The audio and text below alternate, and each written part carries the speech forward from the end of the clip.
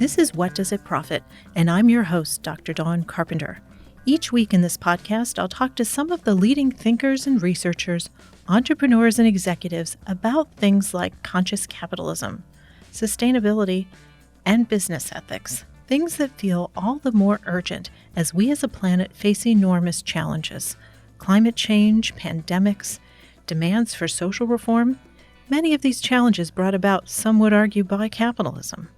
Each episode, each guest, will bring me a little closer to finding out what does it profit.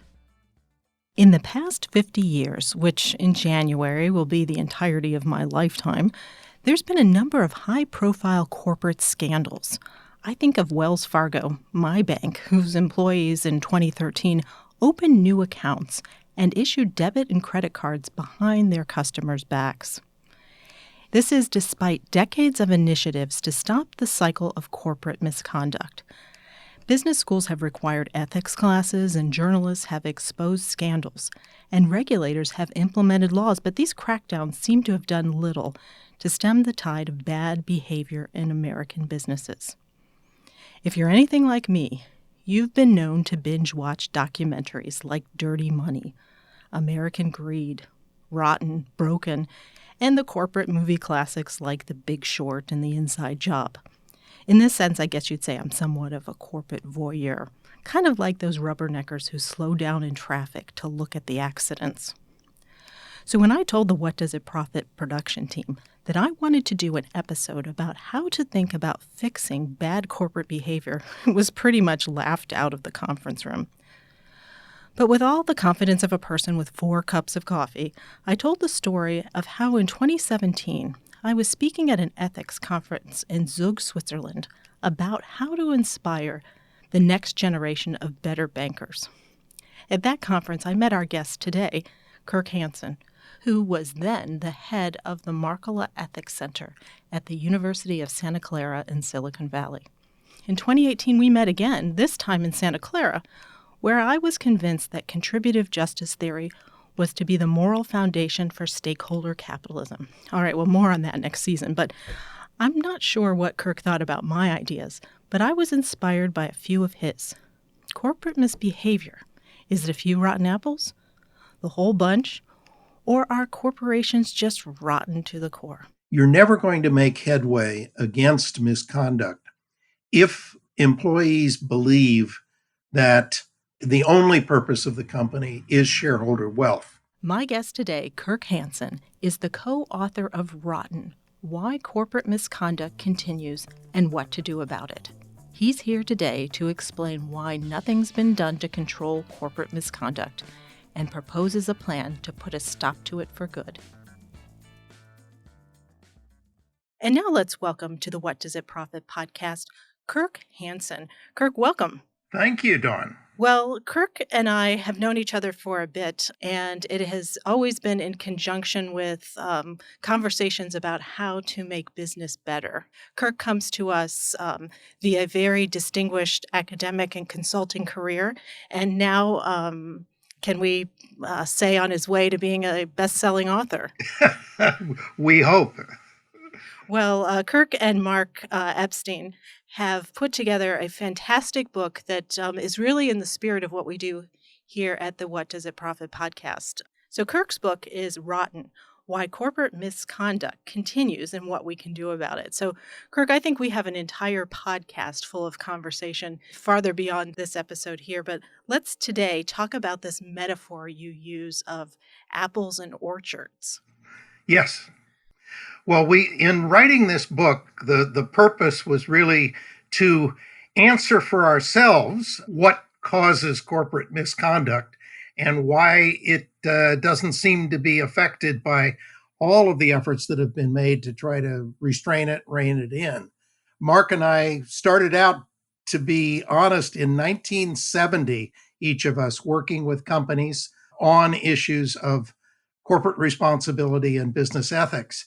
And then we had academic careers where each of us taught for 40 years at Harvard and Stanford and Santa Clara and UCLA, Rice, INSEAD. Each of us have touched a number of major business schools. But misconduct continues. And, we could have a litany of the many major incidents, whether it's BP and the Deepwater Horizon blow up in the Gulf of Mexico, or whether it's Wells Fargo and the fake accounts that were created by employees. There's just been a spate of continuing incidents. So we decided that we would try to write a book where we would explain for ourselves and for the readers why corporate misconduct occurs, and then force ourselves to say, okay, after 40 or 50 years, what can we do about it now? And Kirk, I'm assuming you're not going to be telling us that it's because the two of you have been bad business school professors that we have all of this disaster. There's something deeper rooted, to take the Apple analogy a little bit further. Perhaps we have been too optimistic about the impact of our courses on corporate accountability and business ethics. But I think a whole cadre of business ethics professors at business schools have tried without complete success to change this trajectory. Well, for those listeners who heard the Raj Sisodia episode, and I asked him a similar question, and his response to me was, Dawn, you've got to dig backwards farther and farther and earlier into the moral education of people long before they become business people. Well, that leads me to describe how we explain the frequency of corporate misconduct, which is with three possible explanations: bad apple, bad barrel, and bad orchard.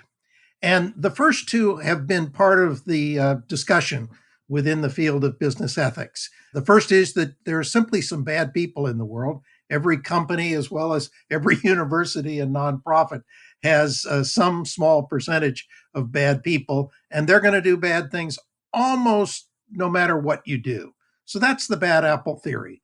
The bad barrel theory is that it's really the companies that make people do bad things, engage in misconduct on behalf of the company, that there is a corporate culture that either tolerates or even encourages misconduct in order to increase the company's profits or to avoid the embarrassment that would get one fired if you didn't hit your numbers or whatever.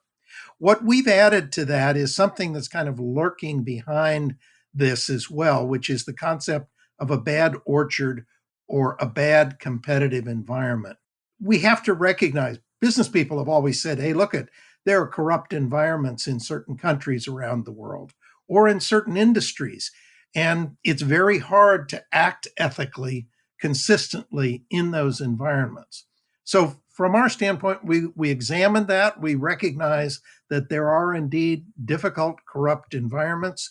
There are environments that have incentives built into them to do the wrong thing. There are places where companies would feel, hey, just to level the playing field, we have to engage in certain kinds of misconduct. And so we look at all three of those explanations, and we find that each of them explains part of the picture, the mosaic of corporate misconduct. But it's hard to say that any of the three are dominant. But we can examine them, and because they're different, they have different solutions. And so we examine how companies have managed their internal culture. We examine how churches and schools and business schools have inculcated basic morality and ethical values. And finally, we've looked at how companies and governments have coped with corrupt environments abroad, or the corruption that in some cases arises within particular industries. That's basically the analytic part of the book. We try to understand why it occurs as the first step to figuring out how we can solve the problem. So here we have bad apples, bad barrels, bad orchards. I think what will make it real for our audience is to dig into some of the corporate scandals that you talk about in the book that give the real world personification or example of how each of these ways of looking at bad corporate behavior appear in the world. Tell us a few of these stories. Let's start with the bad apples. What we tried to do was pick two or three examples in each of these areas and dissect them, looking at how they cause the problems. In under bad apples, of course, you can pick the trivial things. There are a certain number of people who are going to cheat on their expense accounts. That isn't one of our cases, but I think that's the kind of sort of what some argue is the unavoidable bad apples that you have to deal with. But we do present several. In the case of Barings Bank, this goes back to 1995, but Barings Bank was a very successful British merchant bank, and it had a trader in the Far East who engaged in a series of unauthorized transactions and then tried to cover up his losses. The result was that Barings Bank had such huge losses that the company itself collapsed. And the individual rogue trader, as he was known at the time, was responsible. He was a bad apple. But there are other examples where the bad apple is at the top of the firm. And we present three cases. One is Enron. And if you look at Ken Lay and Andrew Fastow and other individuals within Enron in the year 2000, and its attempt to use off-books accounts to pump up the earnings and enrich the leaders of the organization. The bad apples in that case were the CEO and several other senior executives. Satyam Computer Services in India was the largest corporate fraud that India has encountered.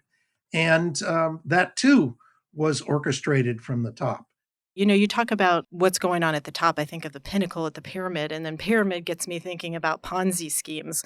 You've not yet mentioned the elephant in the room. Yes.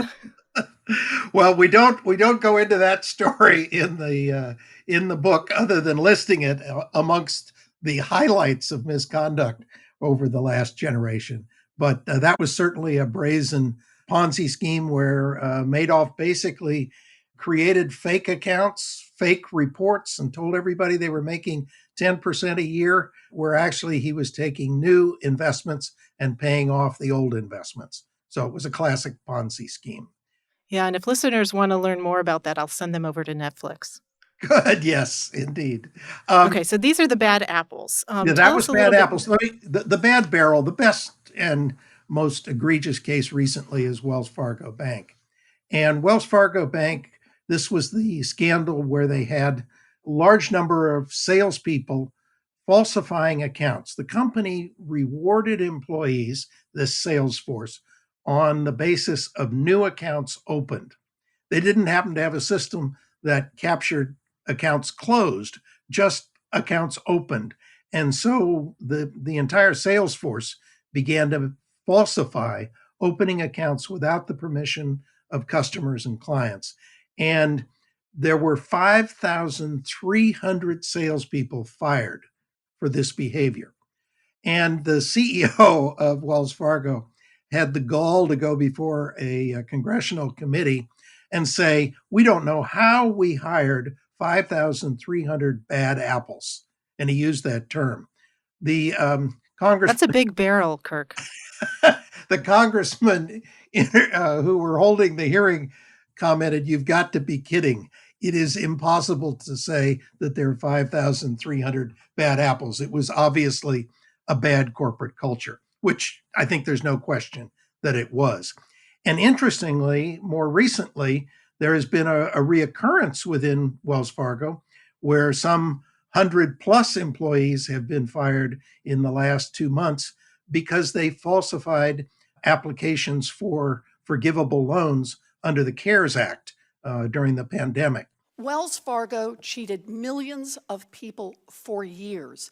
The Federal Reserve should remove all of the current board members who served during the fake account scam. And Mr. Sloan, you say you've been making changes at Wells Fargo for 30 years, but you enabled this fake account scam, you got rich off it, and then you tried to cover it up. At best, you were incompetent. At worst, you were complicit. And either way, you should be fired. And to have 100 people doing that kind of falsification indicates that this is a culture that either has tolerated or has even encouraged misbehavior. I'll just give you the final set of examples around the bad orchard. We talk about a couple of different environments. There are clearly some industries, waste hauling in the past generation in the East Coast of the United States was dominated at times by organized crime. But we use a couple of them. One is Equifax and the breach of customer privacy, largest and most important breach of customer privacy in the last couple of decades. Equifax should have understood that it was in a bad environment. Here it wasn't the competitors, it was that they had the most valuable set of information that could possibly be found, all of this financial information on individuals, and therefore they were very negligent in not paying attention to that hostile environment, the bad orchard that they operated in. Well, what about the sweatshops? That's the one that comes to mind to me. It's a whole industry in the apparel sector that is, I'm starting to see more being done in the ethical fashion space, and we'll have some guests on later to talk about that. But I would think that's ripe for what you're talking about. Am I on the right We track? Yes, we use the example of Rana Plaza, which is probably the most egregious case and the greatest damage done. Over 1,100 people killed in the collapse of a multi-story building in Bangladesh. The sweatshop industry, there's been a global search for inexpensive manufacture of apparel. And American apparel companies have farmed out, have subcontracted, have subcontracted for the cheapest labor to manufacture their clothing. And so a variety, I think it was 6 or 7 major American clothing brands were having clothing produced in this factory, multi-story factory in Bangladesh, that had almost no safety measures in place. And even after the building began to crack, the owners did not close it down, and it finally collapsed and killed 1,100 people. It was the pressures of this industry of searching for the lowest cost manufacturer.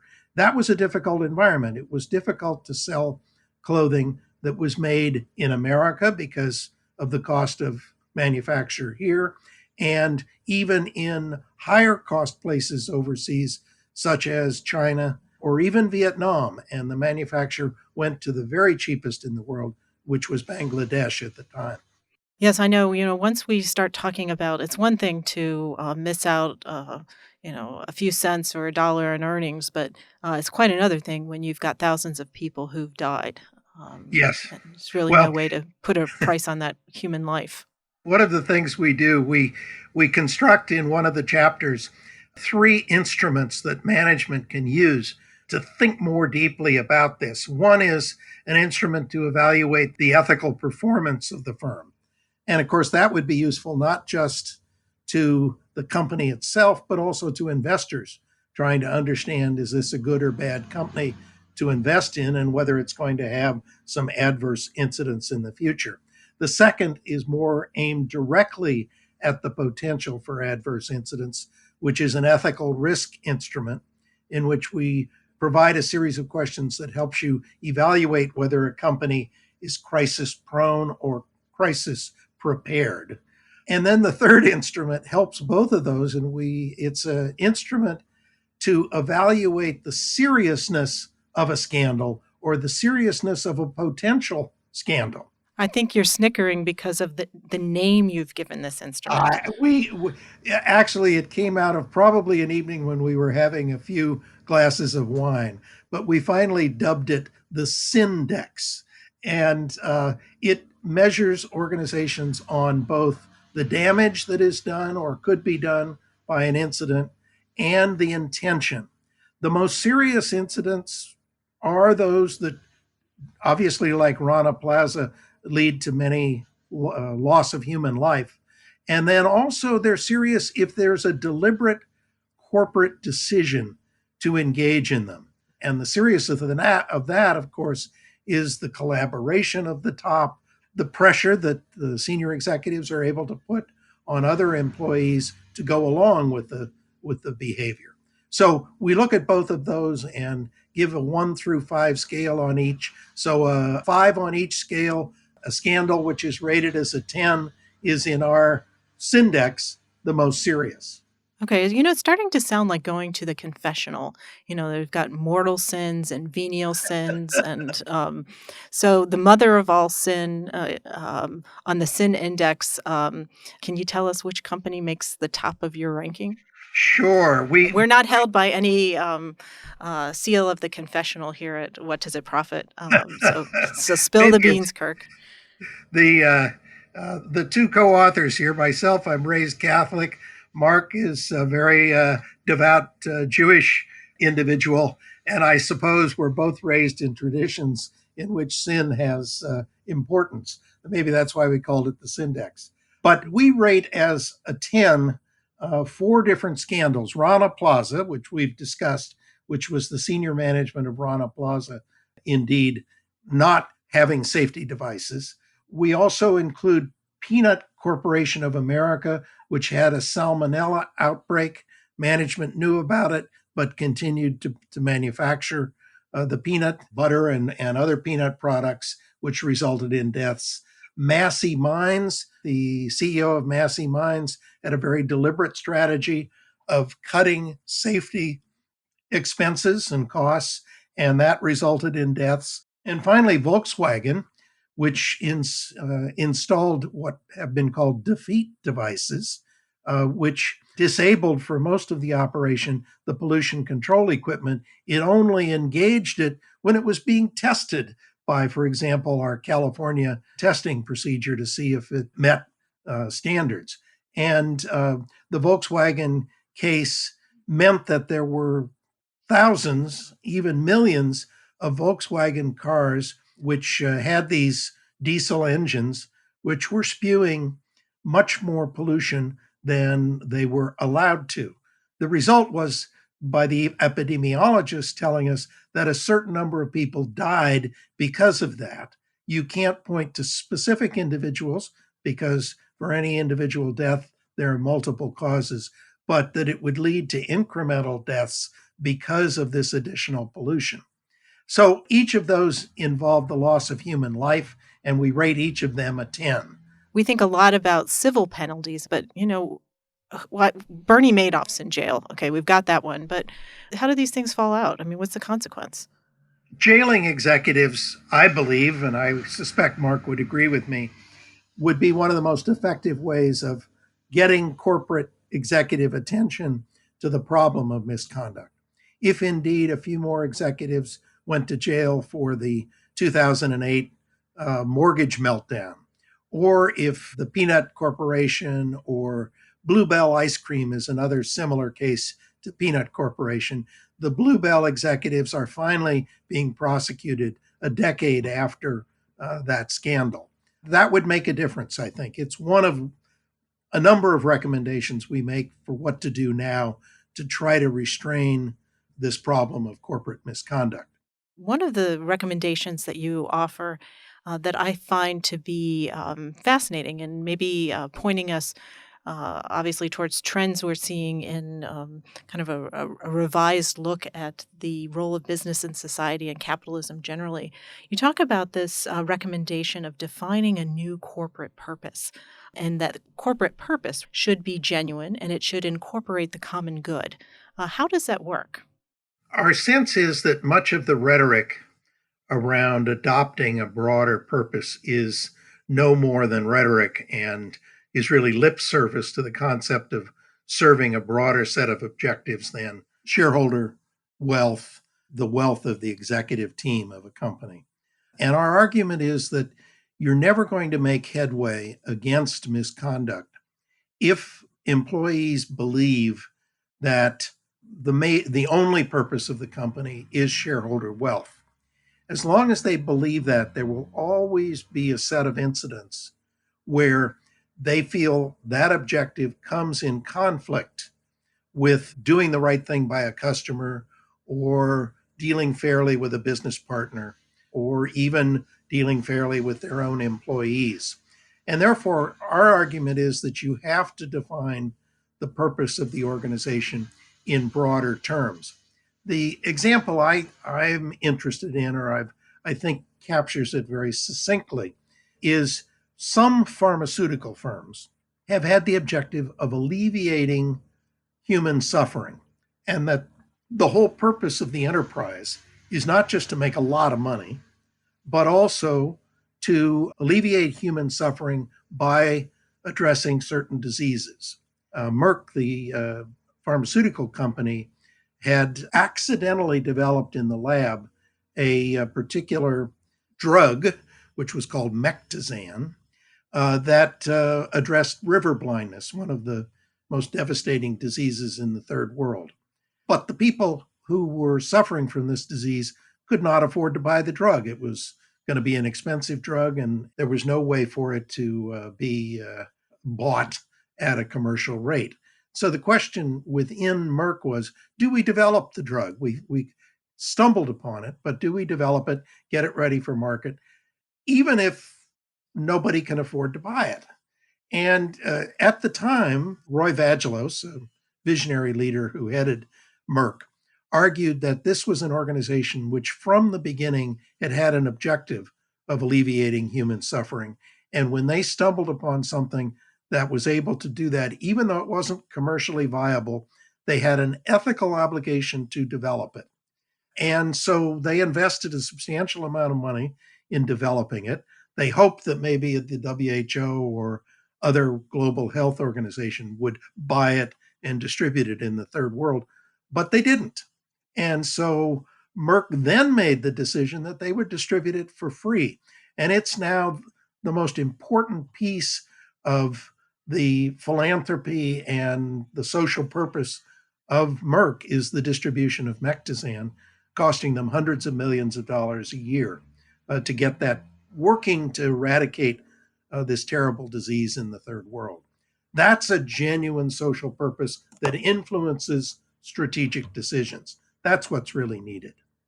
Sure, that seems to feed nicely into the recommendation that you offer on having, those at the top lead with genuine moral leadership. And I don't think that would have happened at Merck had there not been that push from the top. I think that's true. I think the decision ultimately worked its way up to Roy Vagelos. And as a result, it had to be made. Only a top executive can say, hey, this product will lose some money, but we ought to develop it anyway. If normal business thinking was at work, this would have been shelved. And there have been a lot of good drugs shelved by other organizations under similar circumstances. You have to first define what that social purpose is. Then you've got to exercise the moral leadership to make the tough decisions to put it to work. One of the toughest decisions companies make is whether to get out of some environments that are bad orchards, exiting rather than trying to compete, even if there's a lot of money to be made at the risk of doing some very bad things. And companies have made those gutsy decisions. Not always.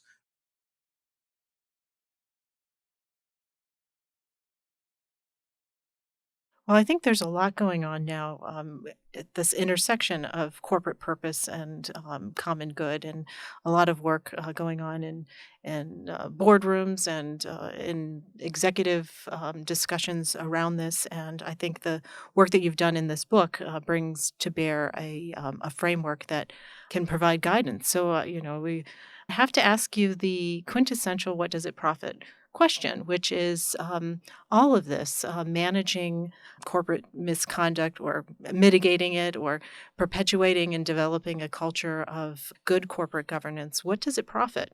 Well, it's our belief, maybe because of our basic value commitments for Mark and myself, that life isn't worth living if it doesn't serve humanity. And, we each, whether we're teachers or whether we're business people, we each have an opportunity to put our skills to work for the benefit of society as well as to sustain ourselves by earning enough money. And I remember in one organization I headed, a well-known American investor that you all would know, said to me at one point, he was on the board, he said, there are lots of ways to make money that achieve a social purpose. And there are other ways to make money that frustrate social purposes. He says, why the hell not make money the way that it serves humanity at the same time. And I think he was expressing the reality. It isn't that doing good will always be profitable.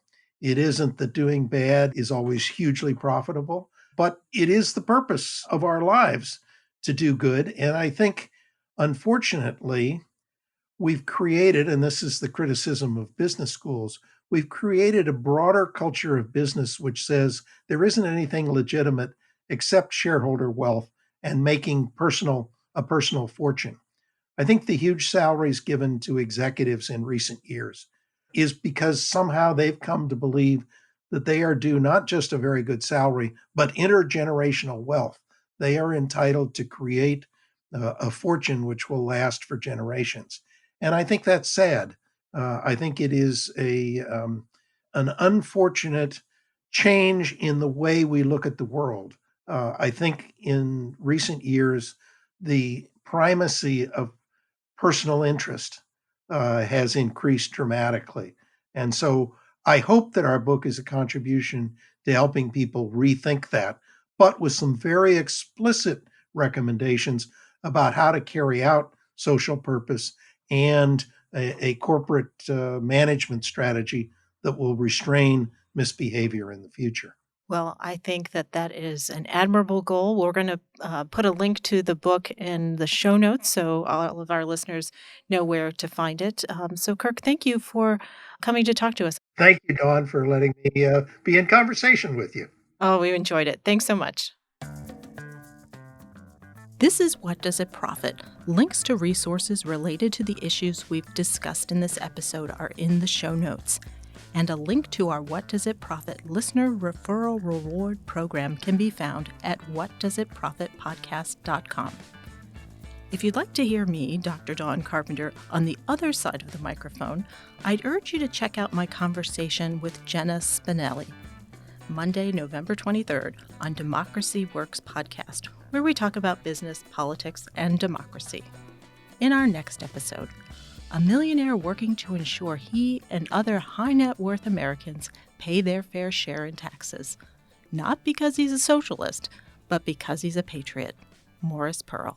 Inequality in our nation is bad, and it's getting worse, and that if it continues getting worse, it's going to cause a problem. I mean, even more problems than it's already causing. In the meantime, please rate and review us on wherever you're listening. And let your friends know about the show. Quick sharing links and our listener referral program can be found on our website. Ratings, reviews, and subscriptions on your favorite podcast platform mean so much to us. We would love to hear from you. Show ideas and comments are always welcome. Follow us on LinkedIn, Facebook, and Twitter at WDIP Podcast. What Does It Profit is written and hosted by me, Dr. Dawn Carpenter. The show is produced by Jordan Gaspore. Executive producers are Nate Toby and Barbara Landis. Special thanks to our talented interns, Nate, Niels, and Hannah, and our friends at Georgetown University's McDonough School of Business, Kalmanovitz Initiative for Labor and the Working Poor, Business for Impact, the Beck Center for Social Impact and Innovation, the DC chapter of Conscious Capitalism, and Switch and Board Studios. Before I let you go, let me remind you to never stop asking yourself, what does it profit?